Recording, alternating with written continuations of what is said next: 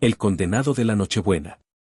En las montañas de Yactayoc, donde las nubes se mezclan con las cimas y los ecos de los ríos retumban como cantos de los apus, la Navidad no solo era tiempo de esperanza, sino también de reverencia. Las familias de este pequeño pueblo se preparaban con devoción.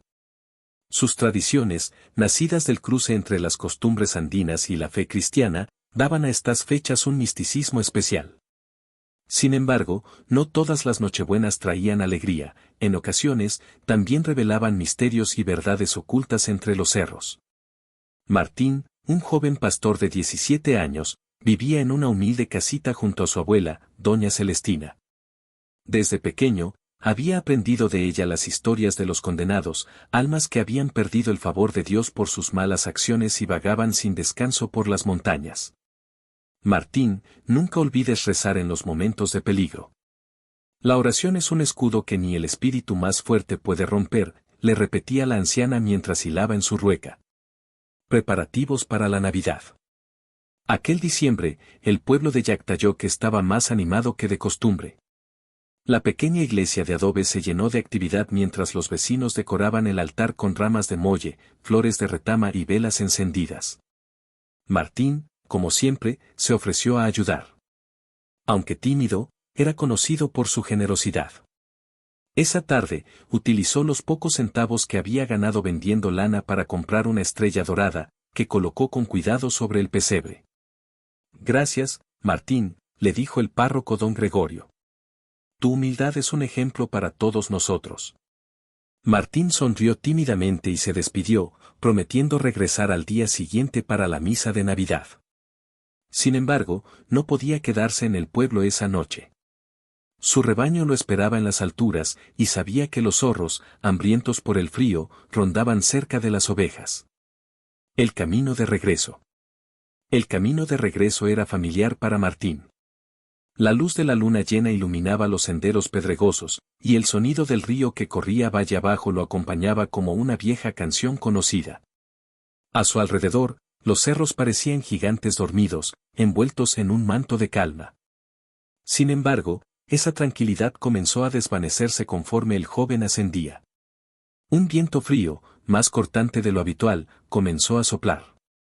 Las sombras de los árboles parecían moverse, alargándose de manera extraña bajo la luz plateada. Martín apretó su manta alrededor de los hombros y aceleró el paso, intentando ignorar la sensación de que algo lo estaba observando. Al llegar al lugar donde pastaban sus ovejas, notó que los animales estaban inquietos. En lugar de dispersarse como solían hacerlo, se agrupaban en círculo, balando nerviosamente. Martín encendió una fogata para calmarlos y se sentó junto al fuego, sacando el rosario que siempre llevaba consigo. Será mejor rezar un poco, murmuró, recordando las palabras de su abuela. No había terminado el primer misterio cuando un sonido extraño interrumpió el silencio. Era un lamento, bajo y prolongado, que parecía venir de los cerros. Martín se puso de pie, con el corazón acelerado. ¿Quién anda ahí?, gritó, intentando sonar valiente, aunque su voz temblaba. El eco de su propia voz fue la única respuesta, pero el lamento se repitió, esta vez más fuerte. Martín tomó su honda y cargó una piedra, listo para defenderse de lo que fuera. Entonces, lo vio. El encuentro con el condenado. A lo lejos, en la ladera de un cerro, una figura oscura avanzaba lentamente hacia él. Era alta y llevaba un ponchó negro que parecía absorber la luz de la luna.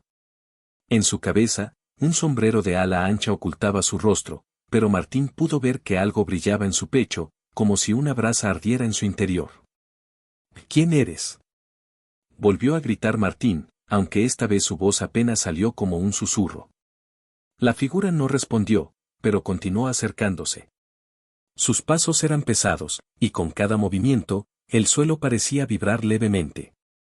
El joven, dominado por el pánico, comenzó a rezar en voz alta. Padre nuestro, que estás en los cielos, santificado sea tu nombre. De pronto, la figura se detuvo a pocos metros de la fogata.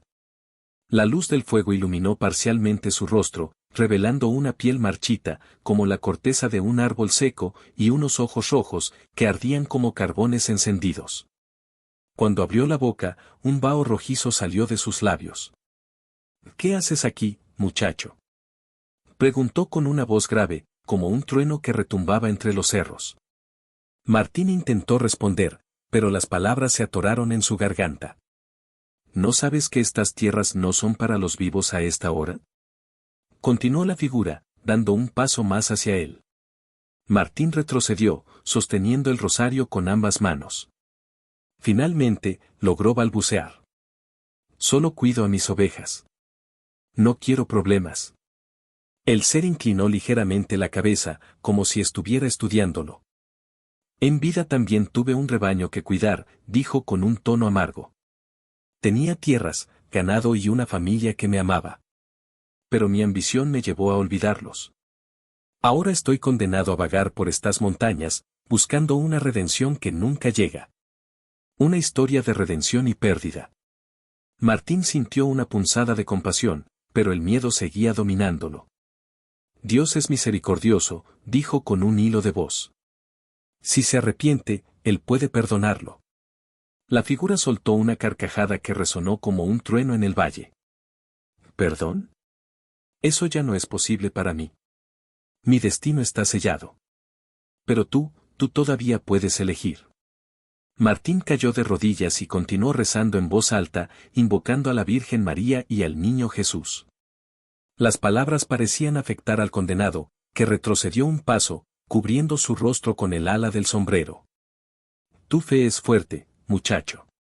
Úsala bien, porque estas tierras están llenas de almas como yo, atrapadas entre el mundo de los vivos y el de los muertos.